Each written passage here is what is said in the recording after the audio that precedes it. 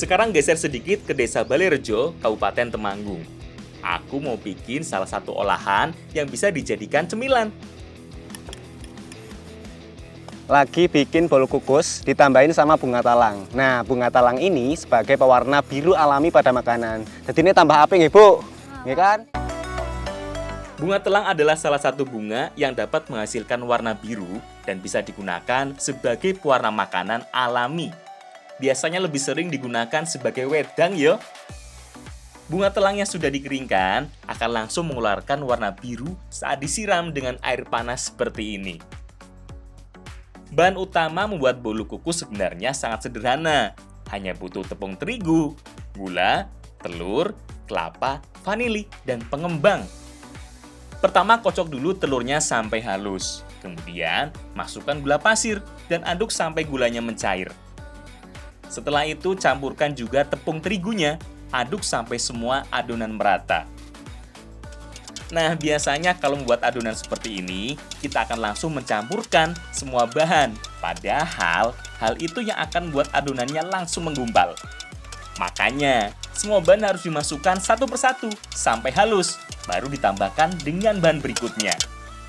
Selain telur, gula, dan tepung terigu, bahan yang tidak kalah penting untuk membuat bolu kukus seperti ini adalah vanili sebagai penambah aroma agar tidak amis. Ada juga pengembang biar adonannya nggak bantet. Oh iya, ada juga santan. Makanya, kita perlu parut kelapa juga walaupun tidak terlalu banyak.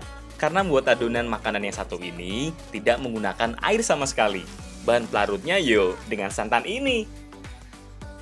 Kalau adonannya sudah halus, sekarang masukkan pewarna dari bunga telangnya.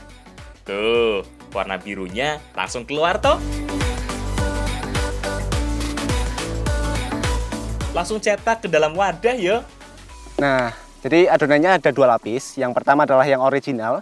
Kemudian yang kedua itu warna biru dari bunga telang tadi. Jangan terlalu penuh saat masukkan adonan ke dalam cetakan. Sisakan sedikit ruang karena si bolu bunga telang ini akan mengembang dan mekar layaknya bunga. Nah, kalau adonannya terlalu penuh, bakal tumpah-tumpah nantinya. Sip, kalau sudah siap, langsung kita kukus adonannya. Sesuai dengan namanya, bolu kukus ini akan matang dengan cara dikukus seperti ini. Jajanan yang memiliki tekstur lembut ini berkembang di kalangan masyarakat biasa. Makanya, cara masaknya juga sederhana. Berbeda dengan jenis bolu yang matangnya harus dipanggang. Nah, salah satu ciri khas dari bolu kukus seperti ini, bentuknya yang mengembang dan mekar seperti bunga. Kalau sudah mekar, berarti bolu kukus bunga telang sudah matang dan siap dihidangkan.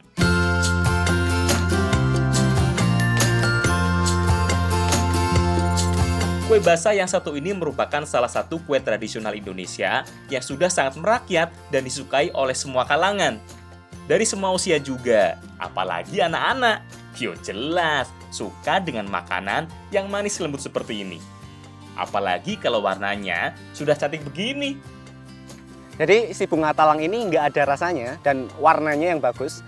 Cocok banget buat pewarna makanan apapun. Ya, Mbak. Mana kilo?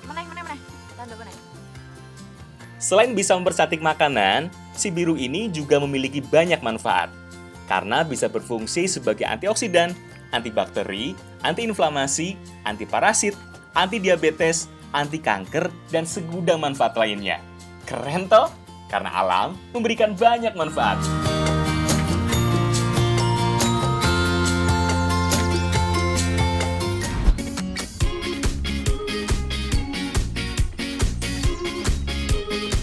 Masih mau mengulas berbagai tanaman yang bisa dijadikan sebagai pewarna biru alami.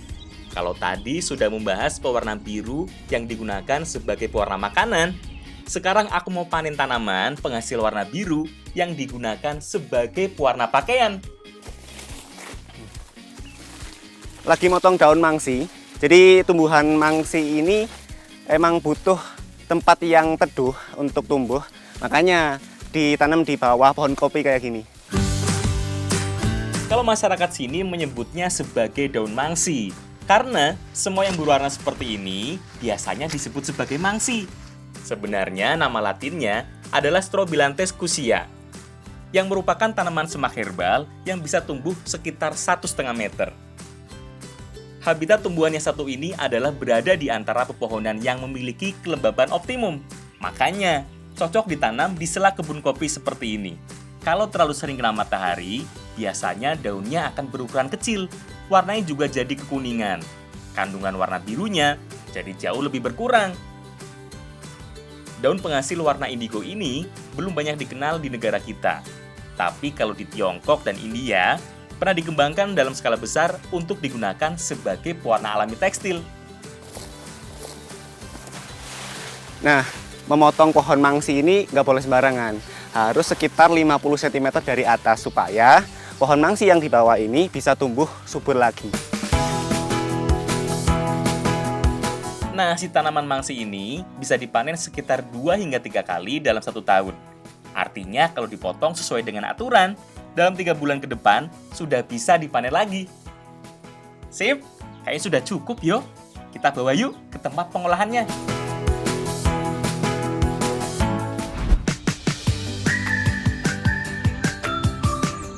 Proses pertama untuk menghasilkan pasta pewarna alami adalah dengan merendam semua bagian tanaman dalam waktu yang cukup lama. Nah, ada salah satu kolam penampungan khusus yang digunakan untuk merendam tanaman sampai sekitar 1 minggu. Sumber warna biru dari tanaman ini paling banyak adalah bagian daunnya, tapi bagian batang yang masih muda juga terdapat sumber warnanya. Makanya bisa juga direndam semua. Selang berapa lama, warna biru akan mulai keluar. Setelah itu bisa dipindahkan alirannya ke kolam berikutnya.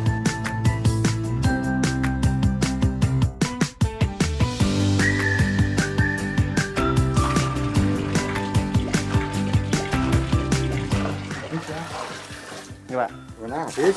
Jadi, setelah didiamkan selama 3 hari 3 malam, airnya ditampung di bak penampungan seperti ini. Kemudian dikasih kapur kayak gini supaya pengendapannya jadi lebih cepat. Iya, Pak.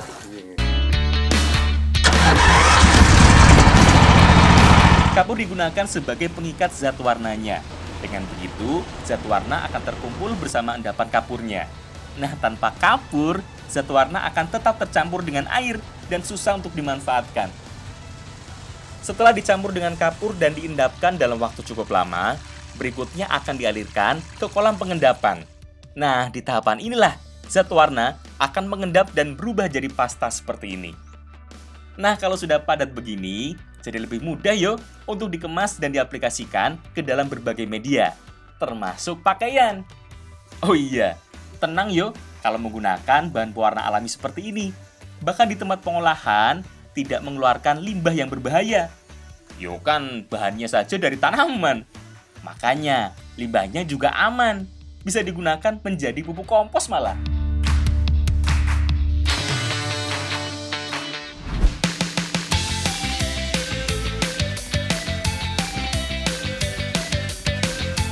Kalau di Kabupaten Temanggung, pasta pewarna biru dari Strobilanthes cusia ini biasa digunakan sebagai pewarna batik.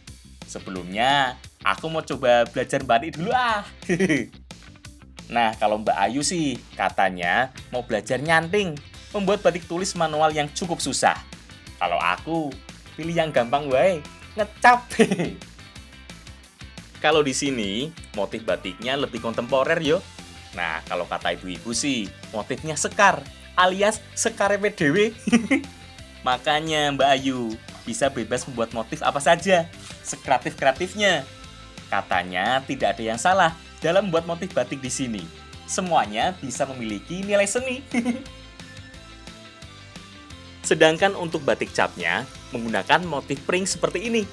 Karena bahan dasar cetakannya menggunakan bambu kecil yang disusun begini.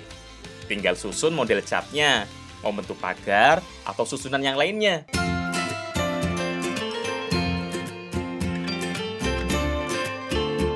Sip, kalau batiknya sudah siap, sekarang saatnya kita beri pewarna.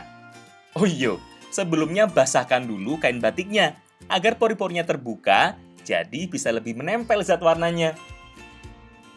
Nah, inilah bedanya batik yang diberi pewarna alami dengan pewarna buatan. Biasanya batik yang menggunakan pewarna buatan pewarnaan dilakukan dengan cara direbus. Kalau menggunakan pewarna biru yang satu ini, cukup dicelup seperti ini. Hati-hati yo, seluruh bagian kain harus benar-benar terendam zat pewarna, biar warnanya merata. Nah, kita sedang nyelupin kain yang sudah dicanting tadi. Cuma sebelum dicelupin ke pewarna alami ini, kita basahi terlebih dahulu supaya warnanya mudah merekat, Ibu. Nggih, leres. Niki ditenggo 3 Ditunggu menit lagi. 3 menit. Nggih. Baru nanti kita angkat. Wah, nggih, Iya. sip. Saat diangkat, kain batik tidak langsung akan berubah biru.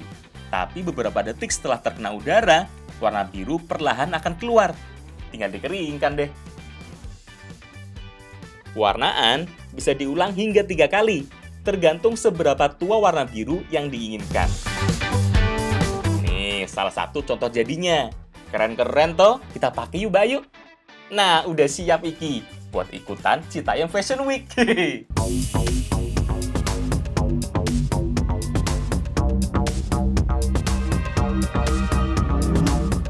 Ini dia, supermodel Ali Hasful dan Ayu Chandra. Keren toh? Hehehe.